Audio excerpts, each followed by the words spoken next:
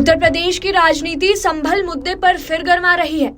जांच आयोग द्वारा संभल के हिंसा पर रिपोर्ट सीएम को दिए जाने के बाद से इस मामले का जिन फिर धीरे धीरे बोतल से बाहर आ रहा है। बिना सार्वजनिक हुए ही रिपोर्ट के कुछ तथ्य बाहर आए तो उस पर सियासी बवंडर खड़ा हो गया। सियासी दलों में इस पर बयानबाजी भी खूब हुई। इतना ही नहीं, सूबे के मुखिया योगी आदित्यनाथ की इस पर तीखी प्रतिक्रिया भी सामने आई। इसके बाद से ऐसे तमाम सवाल उठ रहे हैं जो कहीं न कहीं यूपी के आगामी चुनाव में हथियार के तौर पर इस्तेमाल किए जा सकते हैं। सियासी गलियारों में ये बात तो खूब चर्चा में है कि बीजेपी 2027 के चुनाव में संभल की रिपोर्ट को राजनीतिक हथियार बनाएगी और इसी के सहारे माहौल तैयार कर विपक्ष को चुनावी अखाड़े में चित करने की कोशिश करेगी। संभल हिंसा की जांच रिपोर्ट आने के बाद मुख्यमंत्री योगी आदित्यनाथ ने इस पर पहली प्रतिक्रिया दी। प्रतापगढ़ पहुंचे सीएम योगी ने संभल हिंसा की रिपोर्ट पर पहला रिएक्शन देते हुए कहा, डेमोग्राफी बदलने की कोशिश करने वालों को खुद पलायन करना होगा।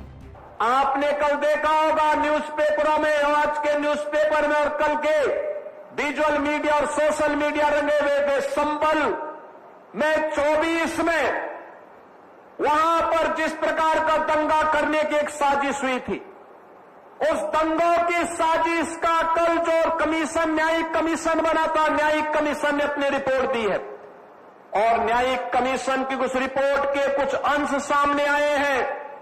कैसे समाजवादी पार्टी और कांग्रेस के समय में चुन चुन करके हिंदुओं को निशाना बनाया जाता था, कैसे उनकी डेमोग्राफी को, उनकी जनसांख्यिकी को कम करके लगातार उन पर अत्याचार करवाए जाते थे, कैसे दंगे करवा करके हिंदू विहीन कर दिया जाता था क्षेत्रों को।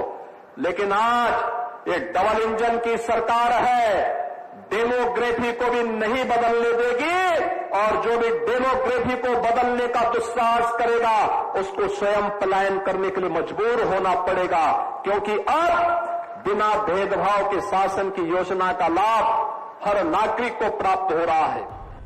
सीएम योगी के इस बयान ने न सिर्फ राजनीतिक हलकों में गर्मी बढ़ा दी है, बल्कि 2027 के चुनावी समीकरणों को भी झकझोर कर रख दिया है। जानकारों की माने तो बीजेपी इस रिपोर्ट को अपने हिंदुत्व एजेंडे को धार देने के लिए इस्तेमाल कर सकती है। बीजेपी का ट्रैक रिकॉर्ड देखें तो राम मंदिर से लेकर काशी मथुरा तक धार्मिक मुद्दों को वो बड़ी रणनीति का हिस्सा बनाती रही है। संभल की रिपोर्ट 2027 से पहले माहौल बनाने में बड़ा रोल निभा सकती है। बड़ा सवाल यही है कि संभल हिंसा की इस जांच रिपोर्ट का इस्तेमाल कैसे किया जाएगा। क्या 2027 के चुनाव से पहले बीजेपी एक बार फिर धार्मिक ध्रुवीकरण की रणनीति अपनाएगी या जनता इस बार मुद्दों को समझकर वोट देगी? फिलहाल संभल की रिपोर्ट ने सियासत का पारा जरूर हाई कर दिया है।